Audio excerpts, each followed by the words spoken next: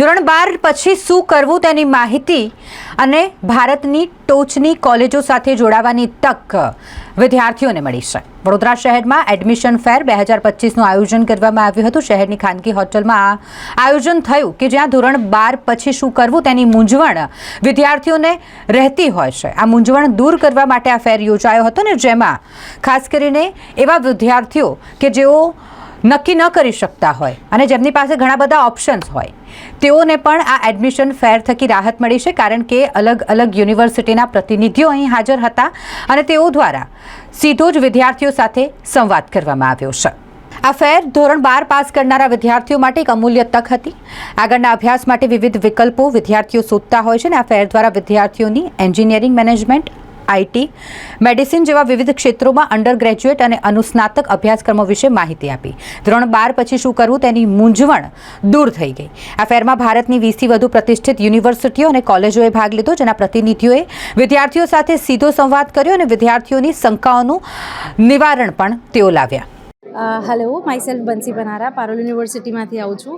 આપણે આજે અહીંયા અફેર્સ દ્વારા ઓર્ગેનાઇઝ કરવામાં આવેલો છે એજ્યુકેશન ફેર, જેમાં ઘણી બધી યુનિવર્સિટીએ પાર્ટ લીધેલો છે, જેમાં પારોલ યુનિવર્સિટીએ બી લીધેલો છે। પારોલ યુનિવર્સિટીમાં આપણે અલગ અલગ પ્રકારના કોર્સીસ થાય છે, 10મા અને 12મા પછીના, સાયન્સ, કોમર્સ, આર્ટ્સ પછીના બધા કોર્સીસ કરાવવામાં આવે છે।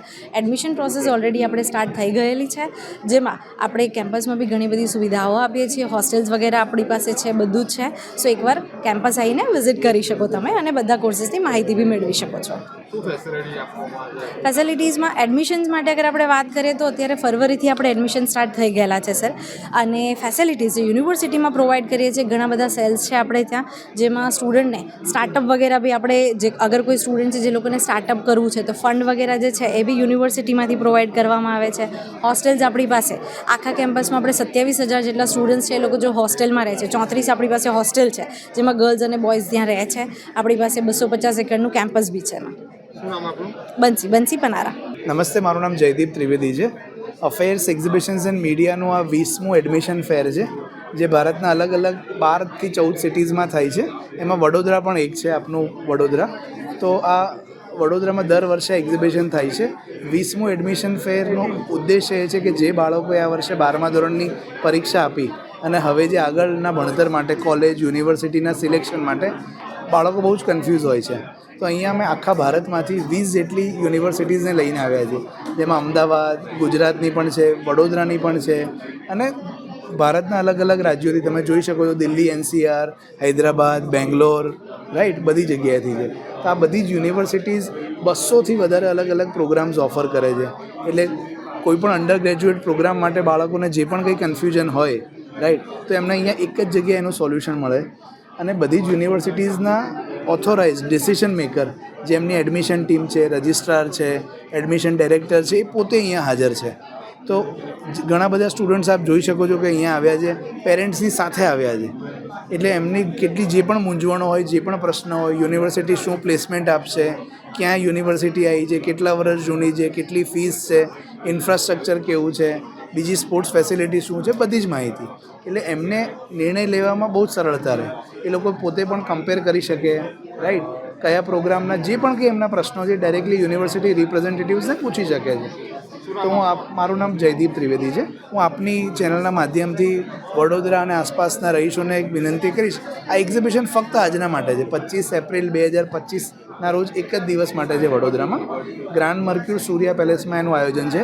સવારે 11થી સાંજે 7 વાગ્યા સુધી છે। તો જરૂરથી જે આને લગતા વિષયને લગતા જે બાળકો હોય, પેરેન્ટ્સ હોય, તો જરૂરથી આની મુલાકાત લે। ધન્યવાદ।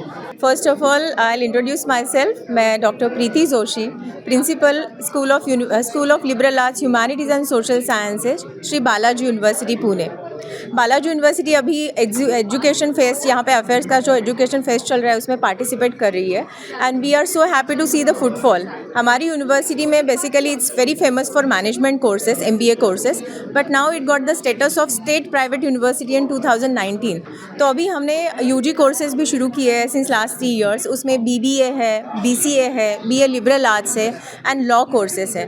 हमारे पास मोर देन 5,500 स्टूडेंट्स है, जहाँ पे प्लेसमेंट्स एंड इंटर्नशिप बहुत अच्छी तरह से दी जाती है।